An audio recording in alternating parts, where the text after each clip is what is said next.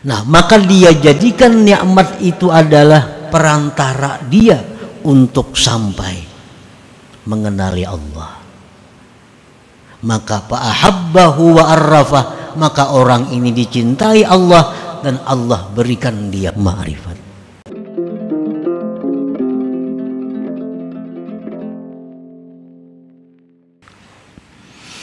Hikmah yang ke-61 dari Al-Hikamil Ata'iyah, berkata Imam Ahmad Ibnu Athaillah As-Sakandari rahimahullah wa nafa'ana bi ulumi, man lam yuqbil 'ala Allah bi mulatafatil ihsan siqa ilaihi bi salasilil imtihan, yang artinya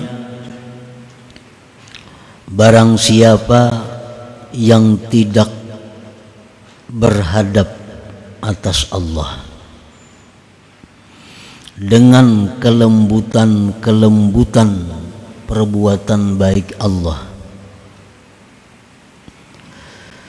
niscaya dia dihalau kepada Allah dengan rantai-rantai ujian.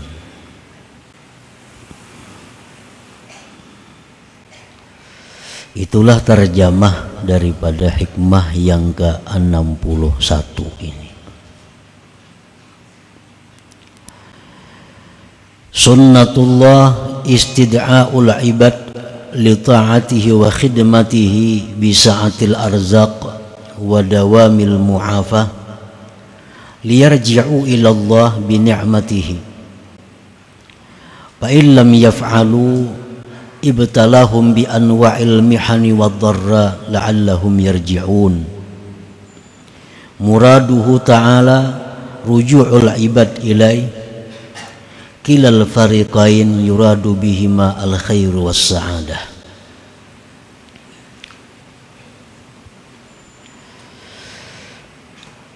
Penjelasan daripada hikmah yang ke-61 tadi, bermula sunnatullah,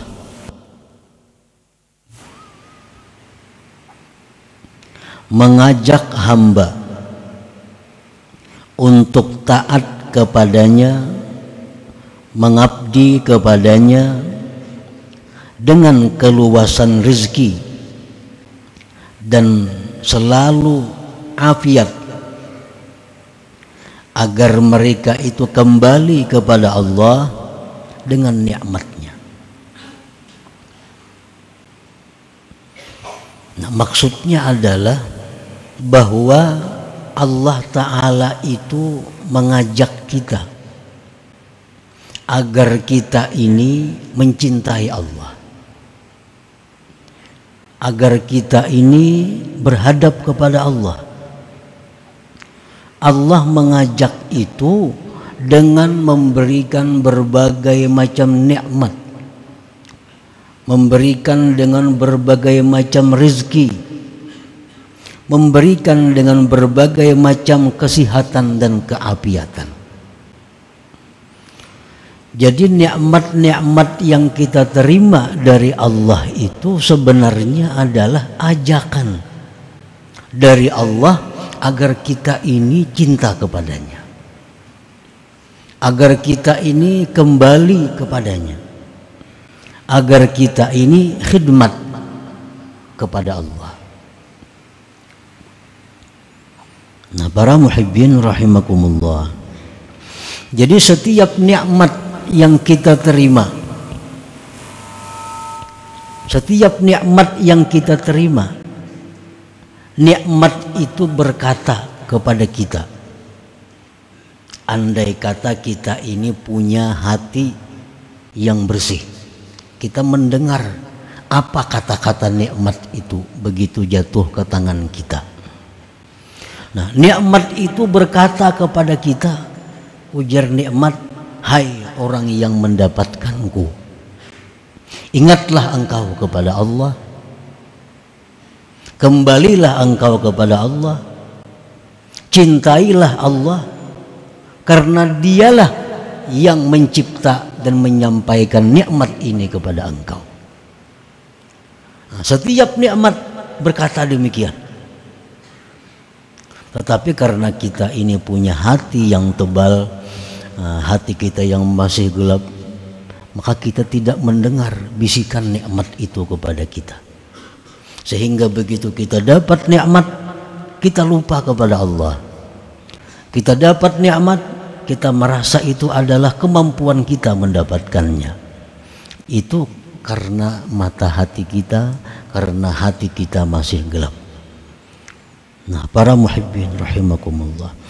Jadi Allah Subhanahu wa ta'ala itu setiap memberikan nikmat itu artinya adalah ajakan agar kita cinta kepada Allah, agar kita mensyukuri nikmat itu, agar kita berkhidmat kepada Allah yang memberikannya.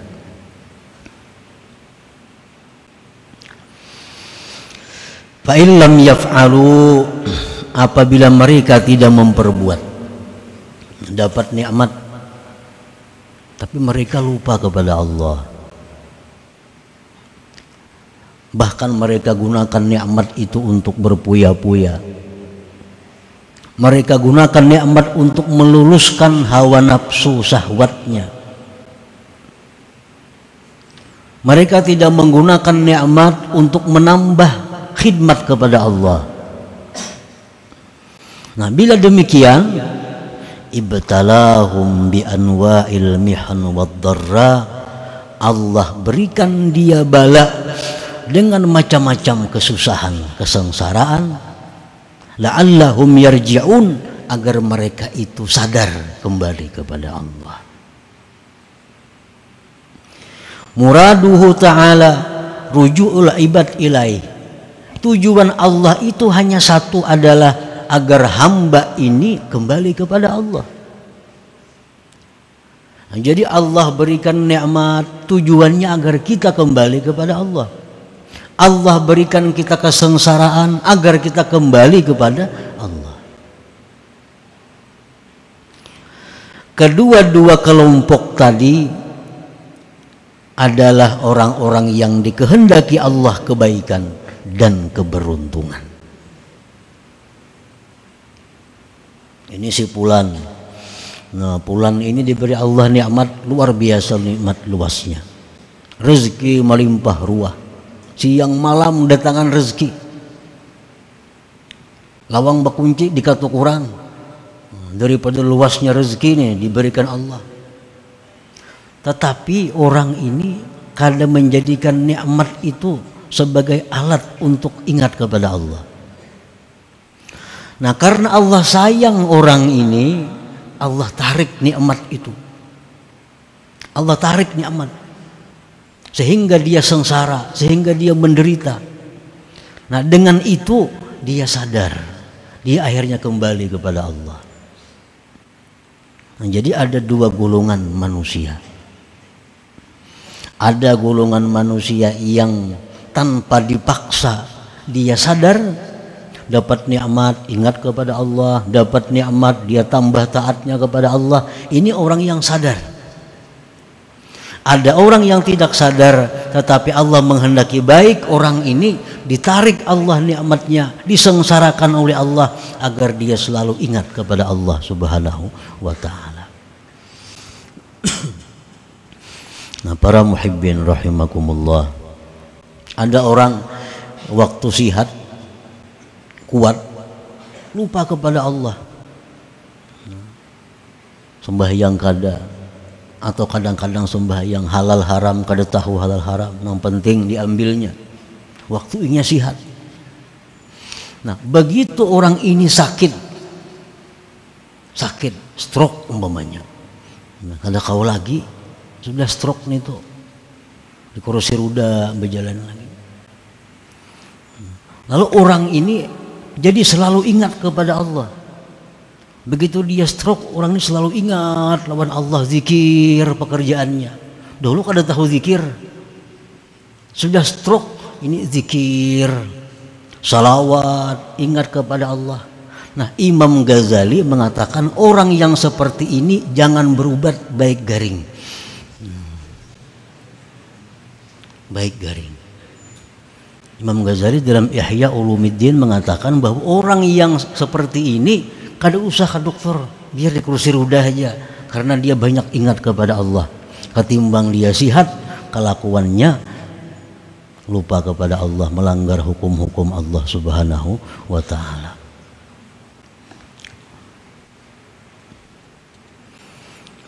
Nah, orang nang kada disayangi Tuhan itu, orang nang kada disayangi Tuhan, nang kada dikehendaki Tuhan, orang ini ahli keberuntungan surga. Dia dapat nikmat lupa kepada Allah, ditambah Tuhan lagi nikmatnya, tambah lupa lagi, tambah lupa lagi, akhirnya mati dalam keadaan diistidraj, dilanjur oleh Allah. Nah ini orang, naudzubillah, orang yang tidak dikehendaki Allah kebaikan, orang yang tidak dikehendaki Allah penghuni surga. Qaumun basatallahu alaihimun ni'am wa sarafa anhumul balaya wan niqam wa razaqahumus sihhata wal afiyah wa amaddahum bil amwal wal afiyah fasyakaru wa tashawwaqu ila ma'rifatil mun'im biha fakanatin ni'am matiyatan lahum ala sayri ila Allah ta'ala. Ada satu kaum, satu kelompok manusia, Allah bukakan atas mereka itu nikmat-nikmat. Allah palingkan, Allah jauhkan dari mereka bala dan penyakit-penyakit. Allah berikan mereka kesehatan, Allah limpahkan mereka harta, mereka bersyukur, mereka rindu kepada mengenali yang memberi nikmat, maka jadilah nikmat itu tunggangan mereka untuk berjalan kepada Allah Subhanahu wa ta'ala. Ada orang-orang yang diberi Allah kesehatan, diberi Allah harta melimpah ruah, dihindarkan Tuhan dari malapetaka, bala bencana. Lalu orang ini menjadikan nikmat tadi, harta benda tadi, dijadikannya kendaraan untuk menuju Allah. Ada kaum seperti itu, ada kelompok manusia seperti itu. Orang ini punya duit banyak, duit digunakannya untuk sabilillah. Orang ini punya kendaraan banyak, kendaraannya digunakannya untuk sabilillah. Jadi harta benda nikmat itu hanya tunggangan dia untuk mencapai keridhaan Allah.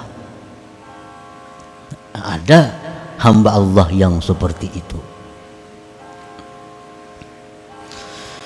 Wa qaumun amaddahum bin ni'am wa basata lahum bil mal wal afiyah wa sarafa anhumun niqam fashagalahum dzalik an-nuhuda wal iqbala 'ala Allah fasalaba dzalika minhum wa daraba bihim bil balaya wal mihan fatayaqqaza wa aqbala 'ala Allah. Ada pula satu kelompok manusia yang diberi Allah nikmat, diluaskan harta bendanya, disihatkan, dijauhkan penyakit bala bencana. Maka yang demikian itu membuat dia sibuk daripada taat. Yang demikian itu membuat dia lupa kepada Allah.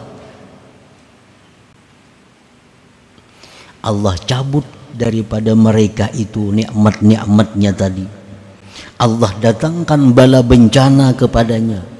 Maka akhirnya dia jaga, akhirnya dia sadar dan berhadap kepada Allah, berkhidmat kepada Allah Subhanahu wa ta'ala.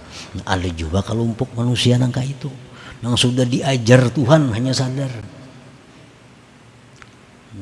Sudah diajar Tuhan, tangan kada kau bergerak lagi sebelah, mata kada melihat lagi sebelah, batis kada kau lagi balangkah sebelah, sebelah diambil Tuhan, hanya sadar, oh bahwa aku ini keliru. Lalu dia bangkit, dia beribadah kepada Allah. Nah, ada juga kelompok manusia seperti itu. Dan yang pertama, yang kedua ini adalah orang-orang yang beruntung, orang-orang yang disayang Allah, orang-orang yang dikehendaki Allah al-khair was sa'adah, kebaikan dan keberuntungan. Mana hakumnya antara dua itu? karena hakunnya. Ada orang yang dipukuli dahulu berbiru-biru, hanyar mengaku. Ada orang yang diberi makani, dinyamani, mengaku nyaman nang itu apa yang berbiru-biru itu.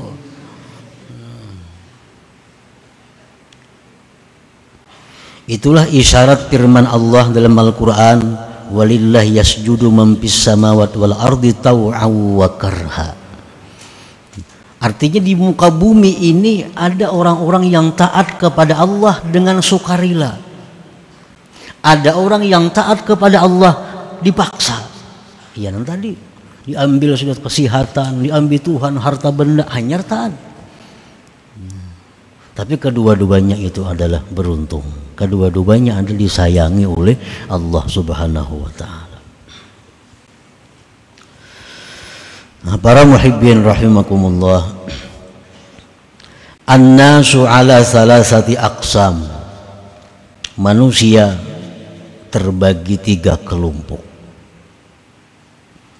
Kelompok yang pertama disebut ahlus shimal, artinya orang-orang kiri, orang-orang kiri. Wa ahlul yamin, yang kedua orang-orang kanan. Yang ketiga was-sabiqun, ada kelompok yang dinamakan as-sabiqun. Jadi manusia ini seluruhnya kada lepas daripada 3 kelompok itu. Ada orang kiri, ada orang kanan, ada orang yang cepat, yang melaju, as-sabiqun. Amma ahlu shimal fala kalama alaihim idla iqbala lahum 'ala Allahi asla. Adapun kelompok kiri, orang-orang kiri, fala kalama alaihim, itu kada perlu dibicarakan, karena mereka itu tidak berhadap kepada Allah sama sekali. Itu kada perlu diuraikan. Ini orang yang diperbudak oleh hawa nafsunya, diperbudak oleh duniawinya. Tujuannya adalah semata-mata untuk mencapai kesenangan dunia. Walaupunnya sembahyang, puasa, berzakat, naik haji, umrah, tapi tujuannya semuaan untuk kesenangan dunia. Ini sembahyang, tujuannya supaya awak sihat. Ini berzakat, tujuannya supaya hartanya bertambah. Ini puasa, tujuannya supaya ini naik haji, semuaan tujuannya duniawi. Nah itu ahlus shimal, itu kada perlu dibicarakan. Wa amma ahlul yamin, adapun orang-orang ahlul yamin, falahum iqbalun 'ala Allah lakin la khususiyyata lahum li'annahum iktafau bi zahiri syari'ah wa lam yaltafitu ila suluki tariqatin wala haqiqah. Adapun ahlul yamin, mereka itu orang-orang yang berhadap kepada Allah, tetapi orang ini tidak ada keistimewaannya, karena mereka itu hanya mencukupkan diri dengan zahir syariat, tidak menoleh kepada tarikat dan hakikat. Hanya sembahyang, yang penting sah sembahyang. Perkara diterima kada diterima itu kada perhatian.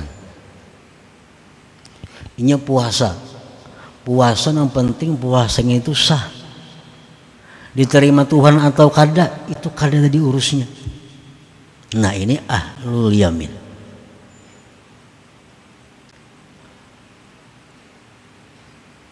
Ini kada menggali sembahyang itu kayak apa cara supaya murni bersih. Inya kadang menggali apa hakikat dari sembahyang itu. Kan sembahyang itu ada tarikah, sembahyang itu ada caranya agar sembahyang ini menjadi sembahyang yang sampai kepada Allah. Sembahyang itu ada hakikatnya, yang bila mana kita mengetahui hakikat sembahyang, kita akan menjadi orang yang dekat dengan Allah. Nah, hakikat sembahyang, Nabi paling rajin sembahyang, sahabat rajin-rajin sembahyang. Nah, mereka itu sembahyang adalah mengetahui hakikatnya. Salah satu hakikat sembahyang itu adalah tanha anil fahsya wal munkar. Nah, sembahyang itu salah satu hakikatnya adalah mencegah seseorang dari perbuatan buruk, perbuatan munkar. Itu sembahyang. Sembahyang itu hakikatnya adalah agar kita ini mencegah kemungkaran, menyuruh kebaikan. Nah, menyuruh kebaikan, mencegah kemunkaran itu adalah akhlaknya Allah. Akhlaknya Allah. Kan Allah tuh mengajak kita kebaikan. Allah mengajak kita untuk berbuat baik, menjauhi yang munkar. Nah, kalau kita sembahyang itu dengan benar, maka hakikat sembahyang itu akan menjadikan diri kita ini mencegah yang munkar, menyuruh yang ma'ruf. Berarti akhlak kita ini berdekatan dengan akhlaknya Allah Subhanahu wa ta'ala. Itu salah satu hakikatnya sembahyang. Sembahyang itu sendiri kadang mendekatkan kita kepada Allah. Sembahyang itu sendiri kadang mendekatkan kita kepada Allah. Yang mendekatkan kita kepada Allah adalah hakikat sembahyang itu. Menjadikan diri kita ini berakhlak sama dengan akhlaknya Allah. Nah, orang ahlul yaminnya kada tahu urusan itu. Pentingnya sembahyang, pentingnya puasa, nya kada tahu hakikat itu macam apa, kada tahu. Nah, orang ahlul yamin ini walaupun berhadap kepada Allah, tapi tidak ada khususiyah, tidak ada keistimewaan bagi mereka. Wa ammas sabiqun, adapun orang-orang sabiqun. Nah, ini yang kita bicarakan. Orang-orang sabiqun ini ala kismain, dua macam. Kismun aqbala 'ala Allah bin ni'am pastaka ila ma'rifatil mun'im faja'ala an-ni'ama wasilatan ila al-wusul fa'ahabbahu wa arrafah. Yang pertama adalah orang-orang yang berhadap kepada Allah, beribadah kepada Allah dengan niat, dengan nikmat. Dia menerima nikmat-nikmat Allah setiap hari. Lalu dia rindu, hendak tahu siapa yang memberi nikmat ini. Pastaqa ilal mun'im, dia rindu kepada yang memberi nikmat, tiap hari memberi nikmat. Lalu inya rindu, hendak tahu siapa yang memberi aku nikmat tiap hari ini.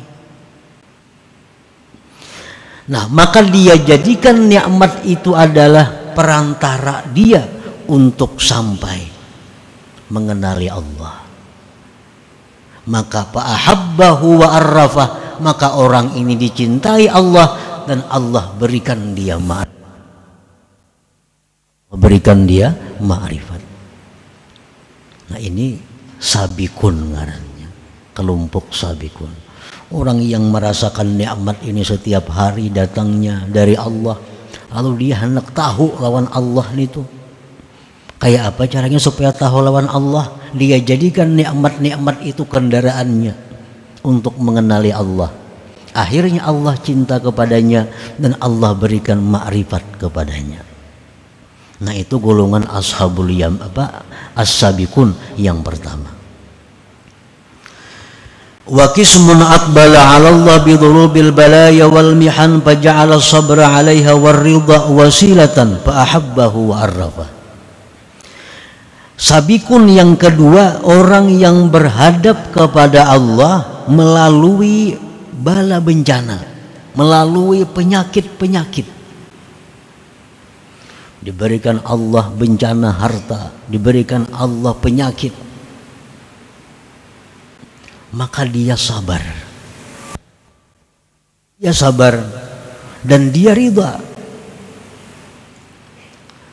maka dia jadikan sabar dan ridha itu wasilah dia untuk mendapatkan dari Allah.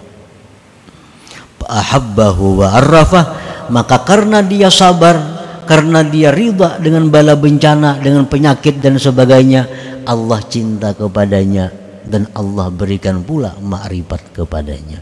Nah, itu as-sabiqun juga ngarannya.